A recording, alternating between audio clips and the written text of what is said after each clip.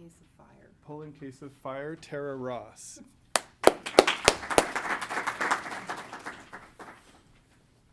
Good afternoon, fellow Toastmasters and guests. I was born on the east coast of Canada in New Brunswick. I grew up in a small town called Riverview. For as long as I can remember, my father would always take me to his office on the weekends when he would catch up on work.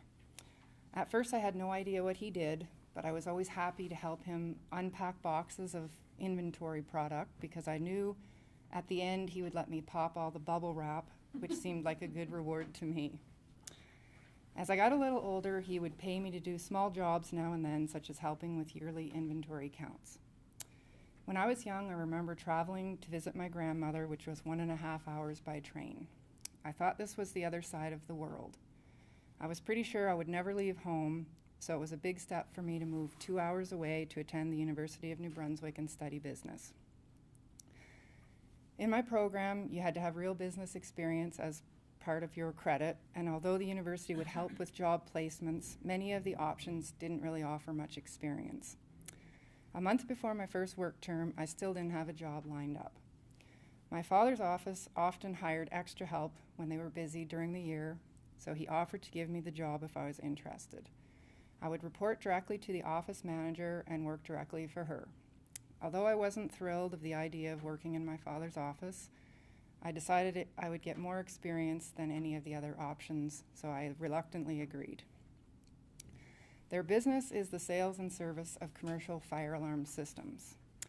My father had been working for this company for many years and had held many positions. He worked his way up to Vice President of Sales and Service for Atlantic Canada. This title didn't mean much to me, and I remember at one point telling my mother that all he did all day was talk on the phone and take people out for lunch. In my mind, it looked like a pretty easy job. I spent my first work term working in the service department typing fire alarm reports.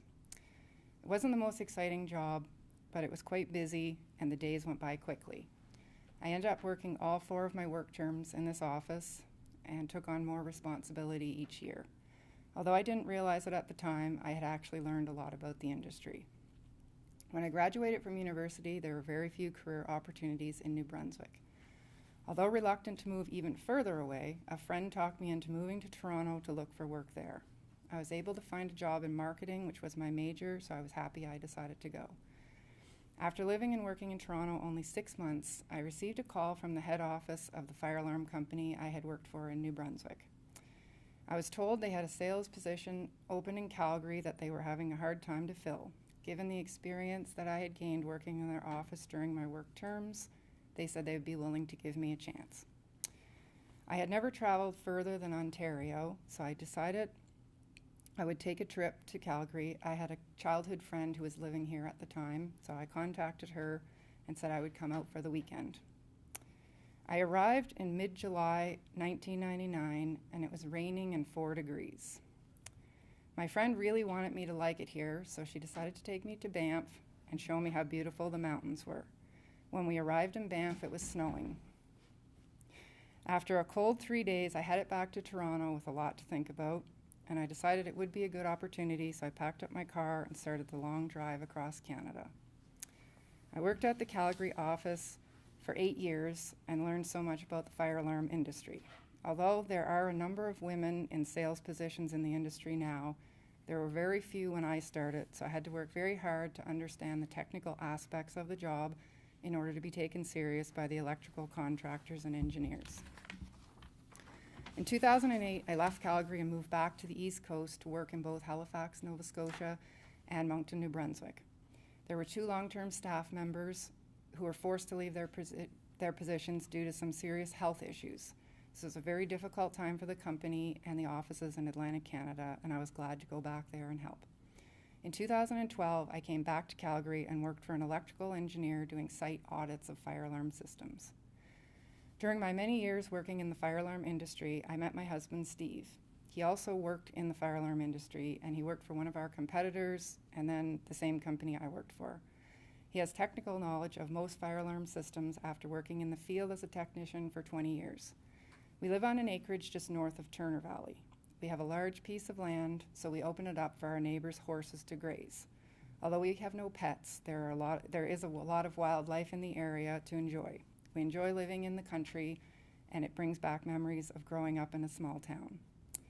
In 2014, Steve and I had the opportunity to become a dealer for a line of fire alarm equipment that was being manufactured by the company I had worked for most of my career. They told us all we had to do was quit our jobs and set up a company. This was a scary thing to do, but after a lot of discussion, we decided the risk would be worth it, and our company, 22 South Fire, was born. We have been in business now 1.5 years, and even though it is still scary, we are glad we took the chance and did it. With my experience working many office roles and the technical experience of my husband, we make a great team. My father is finally going to retire next month after 49 years in the fire alarm industry with the same company. He will continue to live in New Brunswick, but I have already told him when he gets bored, I will start sending him electrical drawings and he can design fire alarm systems for me. Things have really come full circle, and now I can be his boss. He has agreed this would keep him busy when he's not traveling. Of course, we will need to negotiate a salary, and I have already let him know it won't be anywhere near what he is used to. Thank you.